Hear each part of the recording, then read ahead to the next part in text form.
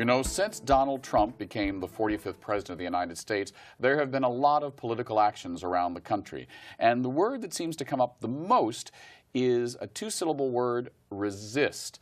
Well, our next guests know all about it. One is filmmaker Dan Goldiz, known for much work here in San Francisco, especially his wonderful documentary, 5 Blocks.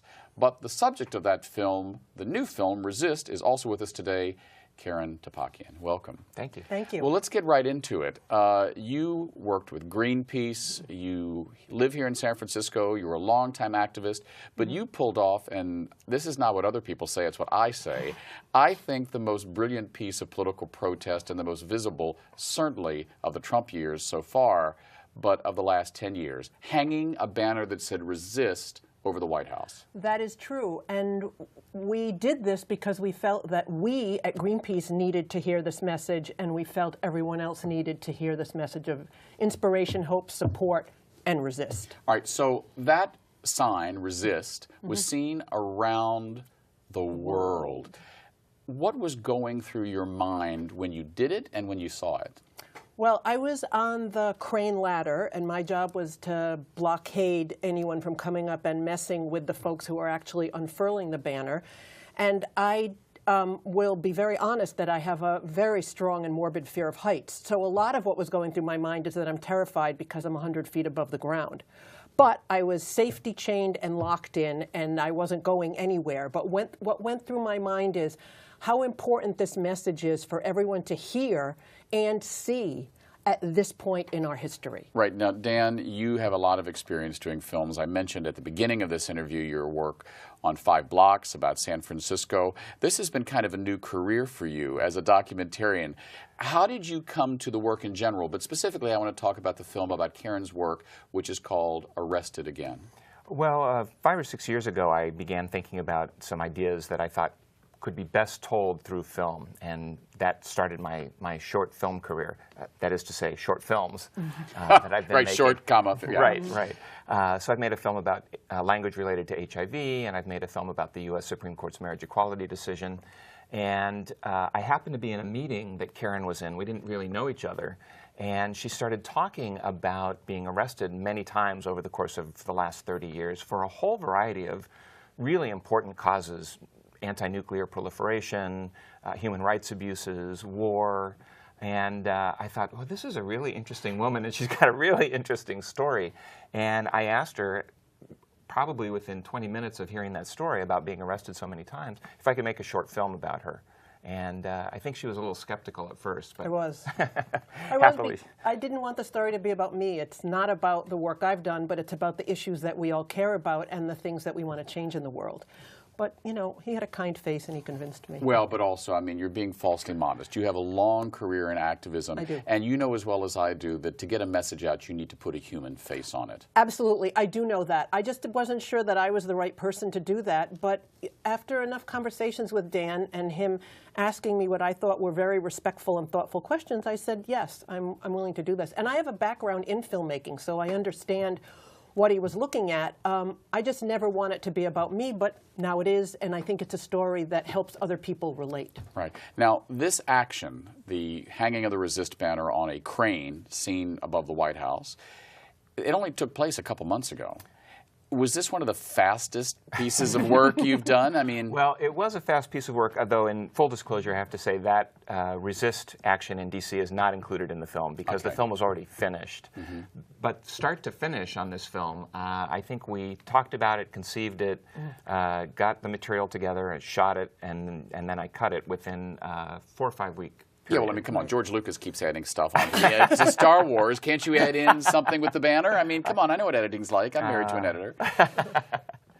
I suppose I could probably sneak something in, but happily, it's been accepted at several festivals, just as it is, so it makes me happy. Great. Well, let's stop talking about it. I know we have a short clip here. Let's take a look at Arrested Again. Great. The first time I was arrested was in June of 1982 in New York City. 1984, 87, 89, 94, 97, 98, 99, 2007, 8, 9, 10. I've been charged with disturbing the peace, obstruction, interfering with business, trespassing, obstructing a road often because, hello, we're lying in the middle of the street to stop business as usual. Yes, we are obstructing the road. Getting arrested every year is part of the credential of being an activist. So that's your library or your den here in the Mission District. Is it more difficult talking about the activism, or I shouldn't say difficult, that's not the word. Is it more challenging doing the activism or talking about it? You said because you didn't want it to be about yourself. Right. It's definitely challenging to do it. I mean, I know that I have participated in many direct actions, nonviolent direct actions, but I don't do them capriciously, and I don't do them without putting a lot of thought and emotion into what it takes to do it. There's a preparation I go through emotionally and physically to be able to do it, even if it's something seemingly as simple as lying down on the ground in the middle of the financial district the day the U.S. invaded Kuwait or Iraq or you name the country. That takes a preparation on my part mentally and emotionally to do it. So I'm in the right space to be able to do this with a nonviolent perspective. Right. So yes. Yeah. I'm going to out you now because I first met you when you were working at San Francisco Travel. You know, people used to know it as the Convention Visitors Bureau. But also, I remember you from your career as a clogger. I mean, it sounds like a silly question, but you know, that was an artistic expression. You know, what about your career as a performer prepared you for your life now as a documentarian? Well, I think you hit the nail right on the head. It is an artistic expression. Believe it or not, you're emoting through dance, and clogging is a very powerful percussive dance form. The first time I saw it, I kind of got teary. It was very emotional. It can be very emotional, yes. It was all men cloggers. Right, right, which is the traditional method, but it's not what's normally done anymore. And clearly filmmaking should be about telling a story as well. And so I think they're very complementary. And in fact, my filmmaking career, if you will, started when my clogging career ended. So I think I was looking for a new outlet. And then to be honest, the piece that I hadn't thought about is that you know, you make a film and then you want people to see it. So my method of seeing it is to submit it to film festivals around the country and around the world. And in the best of circumstances, I'm able to go into the theater while people are watching the film, take it in while they react to it, and then get to interact with them afterwards. So I still get a little bit of that Performance Jones covered. Right. So now the film is called Arrested Again. So how many times have you been arrested? 33. Including because you did get arrested. I assume you did get pulled down off the scaffold. Yes, we did get arrested for that. So 33 times in 5 states and now the District of Columbia. Have you ever been frightened or mistreated by the police? No, I haven't. We're treated as well or as poorly as everyone else has been treated. I've spent hours in jail cells. I've never been to prison. I've defended myself in a courtroom and won an acquittal. I've been convicted. Right now, I cannot get arrested for 6 months. It's part of the agreement from the arrest at the Resist banner. And I'm doing 48 hours of community service at the Women's Building, and I'm very grateful for that opportunity. So as an activist, you know, you're often looking at ways to get attention. If you felt that you would get more attention for whatever the cause was in the next period of your probation, would you risk being arrested to get arrested? No, I wouldn't, because I made a commitment to the court that I would not get arrested for the next 6 months for anything, anywhere, and I'm a person of my word, so I will not do that. So you have a respect for the court system? I have a respect for the court system, and I have a respect for our democratic institutions, which is part of the reason why I do this, because I think when they're not doing their job, we the people need to do it for them. Right. But in this case, I am respectful of it, and we had a very respectful judge who I think gave us a sentence that was, to me, gave us a sentence that was warranted based on the action that we had performed, done. Right. Go ahead. Well, I would say Karen can't get arrested for the next 6 months, so it's kind of up to the rest of us to step up a little bit, I think, and maybe take that charge, go to a protest, think about engaging in nonviolent civil disobedience. Yeah, I mean, your work has been political from the beginning. Is this the most political piece you've done? Yes, it is. It is. You know, I started out talking about language related to HIV, and that by its very nature is political in a different sense. And my second piece was about marriage equality, also political. My film 5 Blocks that you've mentioned is about changes to a neighborhood in San Francisco. I think everything that we do as human beings is almost is political. Right. We only have a couple minutes left. I want to talk to you about Trump.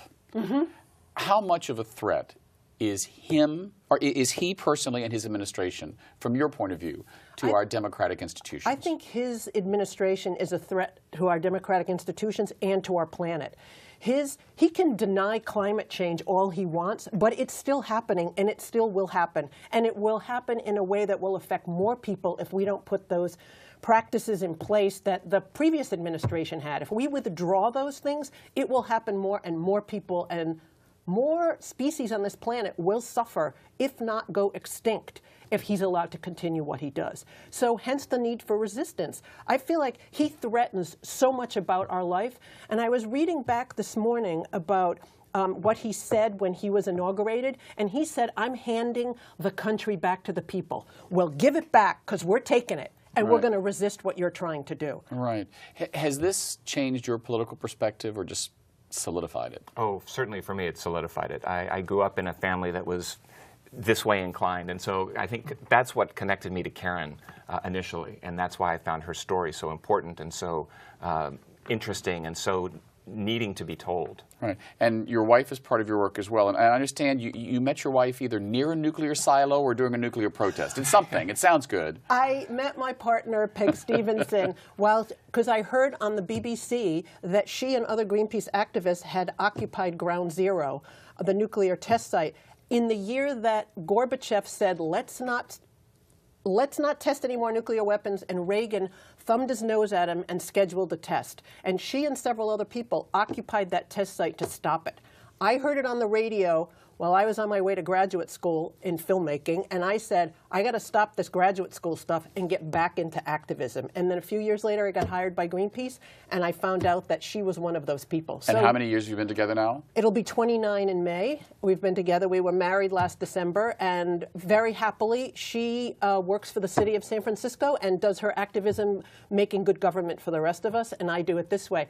I'd love to say one thing about Greenpeace. Just real quick, we have 5 seconds. If people are interested in getting involved in Greenpeace, text 877-877. Join. You'll get text messages to help you resist. Thank you. Dan Goldis, Karen Topakian. We look forward to seeing the film, and please come back anytime. I'm David Perry. Thanks for watching 10%. We'll see you next week.